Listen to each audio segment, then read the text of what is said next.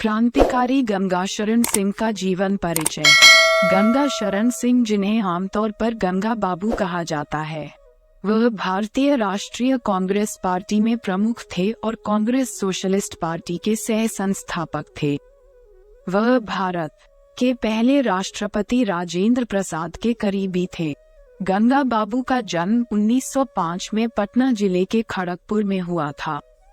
1928 में उन्होंने पटना से मासिक युवक का प्रकाशन आरंभ किया। आचार्य नरेंद्र देव के विचारों से प्रेरित और प्रभावित इस पत्र के लिए उन्होंने अपने जीवन की सारी संचित पूंजी लगा दी थी। उसके जब्त हो जाने पर वे साप्ताहिक जनता निकालने लगे। हिंदी, संस्कृत, बांग्ला, उर्दू, गुजराती और अंग्रेजी के मर्मज्ञ विद्वान गंगा बाबू ने स्वतंत्रता आंदोलन में अनेक बार जेल की यातना सही। वे सही अर्थों में एक लोकनेता थे। दबंग और प्रखर गंगा बाबू की स्पष्टवादिता से कई लोग कांपते थे।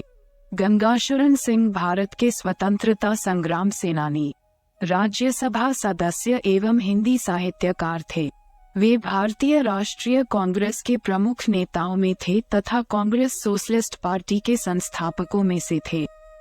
वे बिहार से 3 बार राज्यसभा के सदस्य रहे, 1956 से 1962 और 1962 से 1968 तथा 1968 से 1974 तक नामित सदस्य। वे बाबू राजेंद्र प्रसाद के निकट सहयोगी थे। पटना में जयप्रकाश नारायण और गंगा बाबू एक ही घर में साथ साथ रहते थे। उन्होंने हिंदी को राष्ट्रभाषा के पद पर संस्थापित करने के लिए अथक प्रयास किया। वे भारतीय ज्ञानपीठ के संस्थापक न्यासी बोर्ड के सदस्य थे।